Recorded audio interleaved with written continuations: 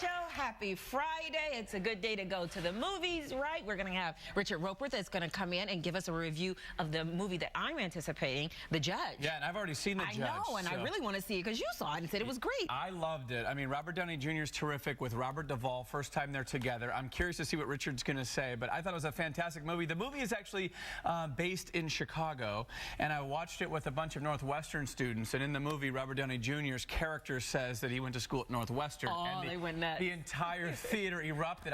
That's when I realized I was watching the movie with a bunch of Northwestern students. Right, right. And, of course, everybody's celebrating the fact that the film is in the Midwest, in Chicago and Indiana. Yeah. Well, I can't wait to see that. And then I also can't wait to see that movie with Steve Carell. And we have Bella Thorne on the show today, too, because it's like 500 million titles. Yeah. No good, horrible, bad, something day. You know which one I'm talking about, right? Yeah, the title's longer than the film, actually. But it looks perfect for the family. So, you know, I'll sneak off to The Judge by myself, and then I'll take the kids to that one. So hopefully that'll be good. Perfect. So we have a special guest, so let's get right to it. We're going to bring in G. And also joining us today is speaker, author, and good friend of this show, Windy City Live, Laura Schwartz.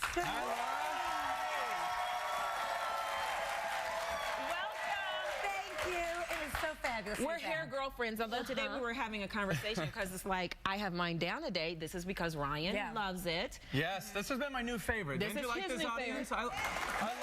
I come in and I see Laura, and when it's up, it gives you a different energy. You just it says a statement. You always make a statement. Women, our hair is connected to our personality, our emotion, and when we feel like we look good, man, we feel good. And everybody around us sees that. Yeah. But yeah, it was great because we use basically the same hair product. Yeah. And so this morning, next week, Val's thinking maybe next week. We're even thinking color. Yeah, you never know with me, that's for sure. And Val said she's missing it, that it's up because the higher the hair, the closer to God. That's so right. She needs to, the higher the hair, closer to heaven. Which is what I need to be. And speaking of which, we have a 96-year-old young lady who says that's the secret to her longevity is speaking to God every morning. She's here in our audience, Mildred. So just give us a wave. All right, so since we have Laura here today, we have to talk about everything that's going on in the world of politics because she lived at the White House, so to speak. Some nights you felt like you did. You'd get there at 6:30 in the morning, leave at 3 in the morning the next day. And one of the people you got really close to, of course, former Secretary of State Hillary Clinton, who you were with earlier this week. I was. She was in town for the speech at the Economic Club of Chicago on Wednesday night. And yeah, it was just wonderful. I got to see her beforehand privately, and she is just doing great. She's fresh. She's re-energized. Her hair was really cute, and she looked great. I noticed that on the news coverage earlier this week. I said, you know what? I know she has not announced her run yet. She's doing everything to get ready, including the hair, because everybody talks about her hair. It looks good. And here we opened talking about it today, and here I started talking about it when it came to the secretary. And so it's not like we need to dwell on how she looks or what her hair looks like or what her weight is to run for office and whether or not she can do that or not. But you know what? She just looks good, and I think that really translates on camera, and especially in I think not only is her physical appearance getting better and increasing with age, but also her perception of how the public perceives her. I think she comes across a lot softer, a lot more relatable than before, especially when she was First Lady. I feel like she's much more popular. You know what, G, you raised such a great point, and I really see this with a lot of women as they age, and men too. You get more comfortable in your skin. You really, yes, the criticisms, especially for somebody in the spotlight like she, that are waved over you and thrown at you, but then you learn how to deal with them, and you also know what works and what doesn't. Now, this last week at the Economic Club, instead of doing a straight-on keynote, she was interviewed by J.B. Pritzker. Oh. And they did a wonderful conversation back and forth, and that really allows her, to just have a conversation. And to open up in a different way. And that's something we see her husband, Bill Clinton, do incredibly well, where you can explain the policy and talk about your views of it without just, leveling them from a podium. Did she talk about this threat that ISIL is having? I mean, because I know she's been very vocal about, you know, we cannot ignore what's happening with Syria and ISIL. Exactly. And she made the point this week that they are better organized and better funded than Al-Qaeda was. Right. And so that's why we really have to take so much into consideration, not just, how do we, tamper them down, but how do we then go in a long-term strategy so they don't start popping up in different areas. And it is possible for them to attack our area, the homeland. Canada this week had a warning issued to them, so they're on higher alert. We are on higher alert here, but if we can contain them there and challenge them in a way that, hey, we may need to put special forces on the ground. President Carter this week said that we never should have taken the troops that we did out of Iraq at the rate we did. Right. And Leon Panetta, the Secretary of Defense for President Obama, said the same thing. Very critical of them. Right. Are you surprised that I mean, Jimmy Carter has spoken out before, but he's a former Democratic president, and he's ridiculing the president the way he is. I mean, Obama's got a lot on his plate, obviously. And are you surprised, having been, working for the Clinton administration, that another president would come out with that? I believe it was Ronald Reagan who once said, you don't criticize a sitting president, having been one, whether you're Democrat or Republican. But coming to this kind of national issue, an international threat, Jimmy Carter has spoken out before. So it's definitely not out of his mold. Mrs. Secretary Clinton has made the statements earlier this fall about what she would have done as far as arming the rebels. And so I think you're going to see that, especially because this is a midterm, it's the midterm election coming up, but you've got sort of a lame duck president here. And it's the second term, and it's getting close to the end. So it's not as if he was just elected. Well, let's talk about the next election in 2016. Warren Buffett, billionaire Warren Buffett, said he would put his money on it. He's going to bet that Hillary Clinton will be our first female president. Yeah, nobody has the money to put the bet up with him, though. It's basically the problem there. That's a strong statement. Is there anybody that can challenge her? There are some really interesting people in the Democratic Party, but right now, and one of the negatives that people have said about the secretary is that the longer she waits to announce anything, if she chooses to run, the less time there is for other Democrats to get in the ring, and you don't want to just suck the air out of all of that and not let them be involved. But at the same time, she can wait. She should wait as long as she can. Why do you say that? Why do you think she should wait? As soon as you become a candidate, the attacks are more critical. It's a much different scenario. I was reading some great data this week. John McCain, for example, very popular among Democrats for a very long time. And then John McCain runs against President Obama. And then all of the Democrats that were really, oh, I really like this guy, became much more critical of him, very harsh on him. And they did everything then, of course, to win. And he lost a lot of that Democratic support. You will look at Mrs. Clinton, the Secretary Clinton, and where she has lost support in the last year, because, her polls used to be 80%, 70%.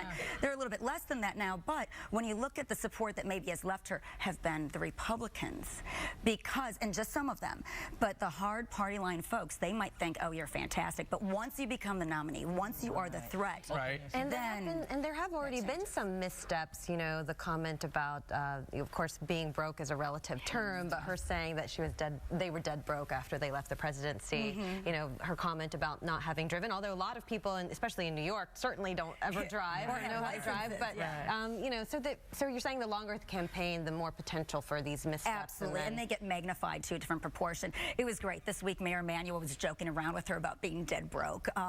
It's become, I think, she realized that was not the most elegant way to say that.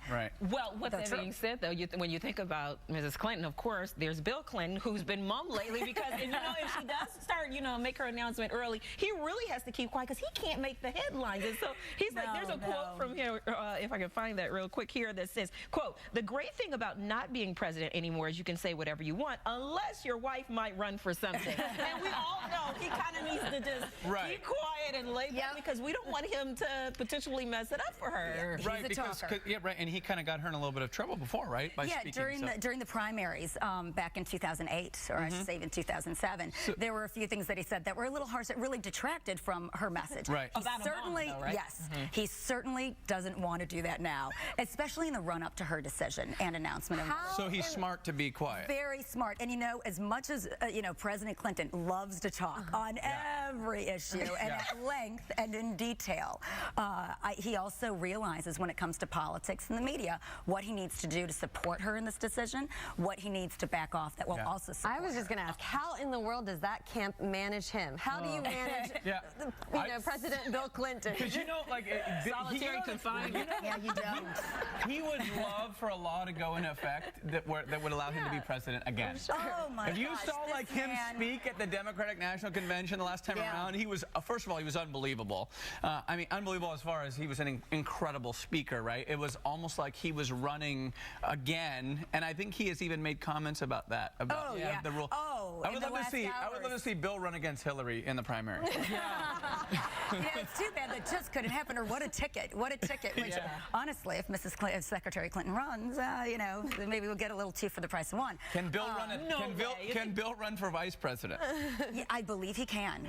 I believe you can, and I think that's been done once in the past, but he won't. He wouldn't. But I tell you, he really loved being president, and I think that's why he enjoys the Clinton Global Initiative so now, because it has such an international and domestic impact. So he's able to carry on those kinds of conversations and use the relationships with the prime ministers and the presidents and the organizations and industries around the world to make a difference. Well, I think if she wins and she gets, we'll still get our dose of Bill Clinton as the first man. For sure.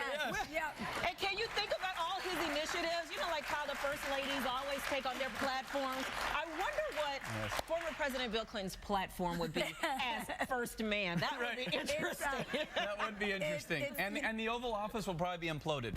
It will probably be blown up. You know what's so interesting is that, like on a state arrival ceremony at the White House, we see those big arrivals for heads of state. Well, it's traditional that after the arrival ceremony, you have a receiving line with the heads of state, and then the president, accompanied by the visiting head of state, go into the Oval Office for the bilateral meetings and then their press conference. And at the same time, the spouse, which is traditionally the first lady, takes the head of state's spouse, also traditionally a female, for tea in the residence, and then they go out to a nice, you know, event in the city. So he'll be hosting teas. I think he'll. I bet he will. Yes. Oh, that's no. Would I think that. To have a cup of tea. He'll be hosting all the dinner parties with all the wives. He'll be in the First Wives Club. Yes, he would relish that. And you know what's amazing? There are a lot more elected officials overseas that are female, where the spouses are male. So over in Europe, whether it's Norway and Germany, this is not as different of a thing as it would be here for the first time. So yeah, I think you'd have a great time. Okay, I gotta ask, we're running out of time, but I want to ask you about our gubernatorial race. First Lady Michelle Obama was in town this time for him. Of course, Hillary Clinton, the president, is expected to come back before the election. Now he's up in the latest poll by 4 percentage points. What do you make of that? You know, we've seen more money spent by his campaign when it comes to advertisements. He's doing his tour around the state, and that 4-point increase, I really believe, is going to inch up even further towards the election. But it gets down to, and this is why the First Lady was here this week, with 5,000 awesome students over at the university, is that we need to get out the vote. And it's called GOTV. And the GOTV efforts have got to be huge, because if you get young voters out and early, you get women out and minorities out, that's where you look at the numbers for Governor Quinn here in Illinois and other states and governor races around the country, that the Democrats can win those seats back, because there are a lot of tough races. What about the attack ads, though, by Ronner and this investigation about his anti-violence program and the money, how the money was spent? I don't think they're making much traction. Okay. I don't think they're, because I think it's going back to minimum wage, it's going back to Medicaid, whereas Ronner would never have voted for Medicaid if he, you know, or pass it. So I think that there's a lot of issues in this campaign. Right. I think the bashing ads, honestly, have become, we've become numb to them. Like when they first came out, remember, years ago, everybody was shocked when they watched them, you know, and you believed it. And now I think that they've done so much of it, so many campaigns have tried to use it, that now you watching it, it's just like you flip the channel. Yeah, you almost hate seeing when the commercial comes up. Right. Would you say that negative campaigning just kind of turns you off and look away from that? Right. All right, coming up next, we're going to have some more host chat with Laura Schwartz, and then later, Roper reviews Robert Downey Jr.'s new movie, The Judge. We'll be right back, everybody.